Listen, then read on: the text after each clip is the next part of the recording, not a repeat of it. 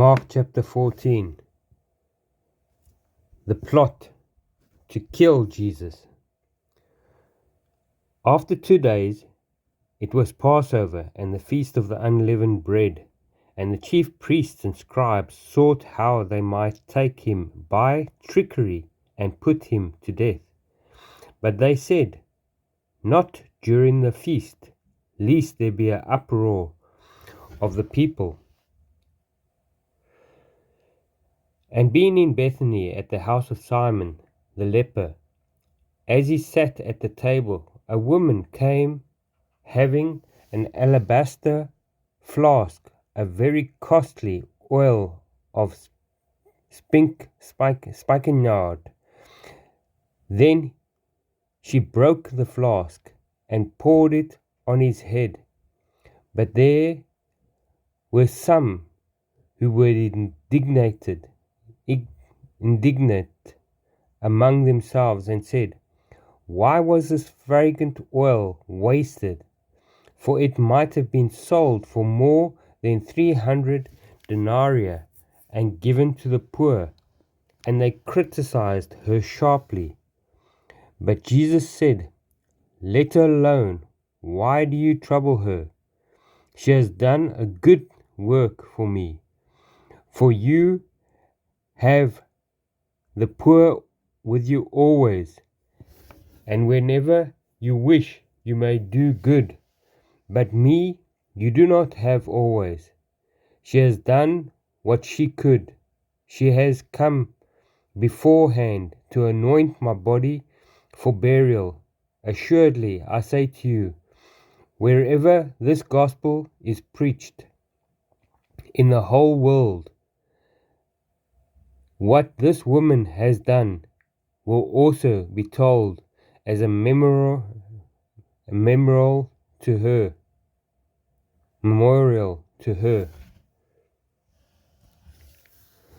Then Judas Iscariot, one of the 12, went to the chief priest to betray him to them. And when they heard it, they were glad and promised to give him money. So he sought how he might conveniently betray him.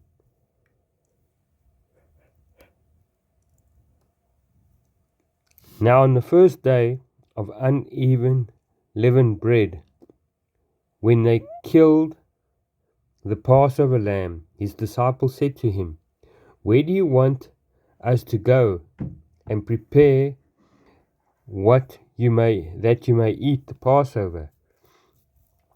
And he sent out 2 of his disciples and said to them, "Go into the city, and a man will meet you carrying a pitcher of water. Follow him. Wherever he goes in, say to the master of the house, 'The teacher says, where is the guest room in which I may eat the Passover with my disciples?' Then he will show you a large upper room, furnished and prepared. There make ready for us." So his disciples went out and came into the city and found it just as he had said to them. And they prepared the Passover. In the evening he came with the 12. Now as they sat and ate, Jesus said, "Assuredly, I say to you, one of you who eats with me will betray me." And they began to be sorrowful and say to him one by one, "Is it I?" And another said, "Is it I?" He answered and said to them,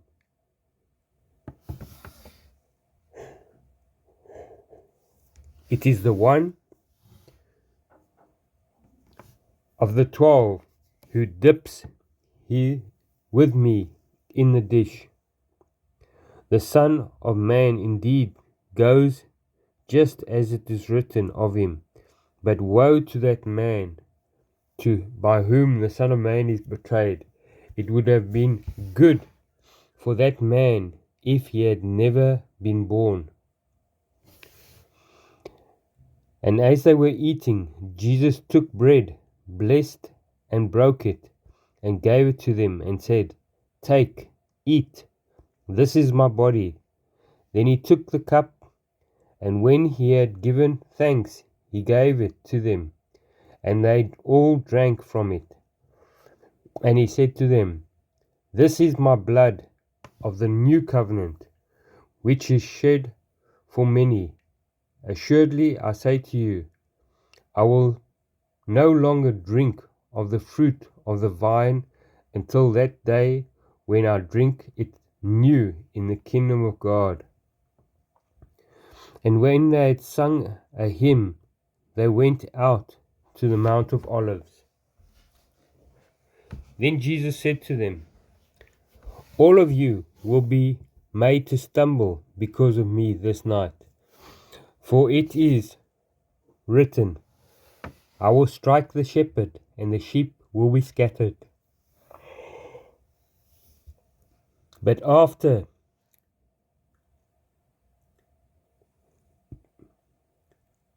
I have been risen, I will go before you to Galilee."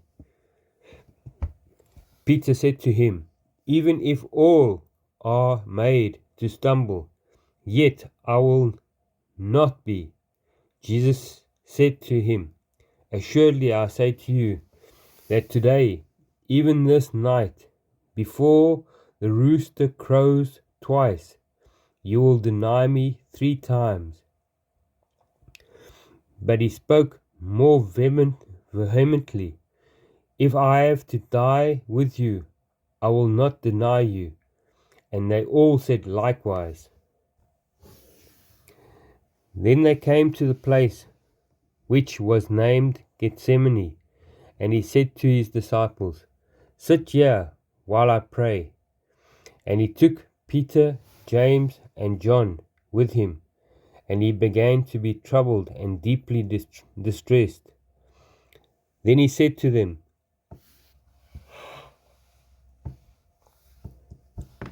"My soul is exceedingly sorrowful, even to death. Stay here and watch."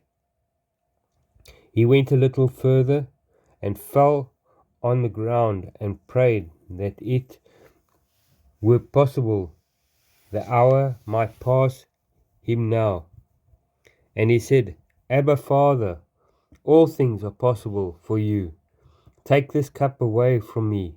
Nevertheless, not that what I will, but what you will." And he came and found them sleeping, and said to Peter, "Simon, are you sleeping? Could you not watch 1 hour? Watch and pray, lest you enter into temptation. The spirit indeed is willing, but the flesh is weak." Again he went away and prayed, and spoke the same words. And when he returned, he found them sleeping again, for their eyes were heavy, and they did not know what to answer him. Then he came the third time, and said to them, "Are you still sleeping and resting? It is enough. The hour is come. Behold, the Son of Man is being betrayed into the hands of sinners. Rise, let us be going. See, my betrayer is at hand." And immediately, while he was still speaking, Judas, one of the 12, with a great multitude, with swords and clubs, came with the chief priests and the scribes and the elders. Now his betrayer had given them a signal, saying, "Whomever I kiss, he is one. Seize him and lead him away safely." As soon as he had come, immediately he went up to him and said to him, "Rabbi, Rabbi," and kissed him. Then they laid their hands on him and took him. And one of those who stood by drew his sword and struck the servant of the high priest and cut off his ear. Then Jesus answered and said to them, "Have you come out as against a robber, with swords and clubs to take me? I was daily with you in the temple teaching, and you did not seize me, but the scriptures might be fulfilled. Then they all forsook him and fled. Now a certain man, young man, followed him, having a linen cloth thrown around his naked body. And the young men laid hold of him, and he left the linen cloth and fled from them naked. And they led Jesus away to the high priest, and with him were assembled all the chief priests and elders and scribes. But Peter followed him at a distance, right into the courtyard of the high priest, and he sat with the servants and warmed himself by the fire. Now the chief priests and all the council sought testimony against Jesus to put him to death, but found none. For many bore false witnesses against him, but their testimonies did not agree.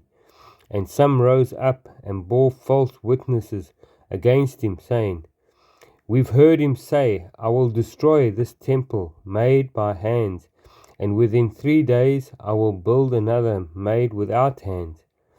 But not even then did the testimonies agree. The high priest stood up in the midst and asked Jesus, saying, Do you answer nothing? What is the men testifying against you? But he kept silent and answered nothing. Again the high priest asked him, and saying to him, Are you the Christ, the Son of the Blessed? Jesus said, I am. And you will see the Son of Man sitting at the right hand of the power and coming with the clouds of heaven. Then the high priest tore his clothes and said, What further need do we have of witnesses? You have heard the blasphemy. What do you think? And they all condemned him to be deserving of death. And some began to spit on him and blindfold him and beat him and say to him, Prophesy. And the officers struck him with palms of their hands. Now as Peter was below in the courtyard, one of the servant girls of the high priest came, and when she saw Peter warming himself, she looked at him and said, You also were with Jesus of Nazareth. But he denied it, saying, I neither know nor understand what you are saying. And he went out on the porch, and the rooster crowed. And the servant girl saw him again, and began to say to those who stood by, This is one of them. But he denied it again. And a little later, those who stood by said to Peter again, Surely you are one of them, for you are a Galilean, and your speech shows it. Then he began to curse and swear, I do not know this man of whom you speak. A second time the rooster crowed. Then Peter called to mind the words that Jesus had said to him, Before the rooster crows twice, you will deny me 3 times. And when he thought about it, he wept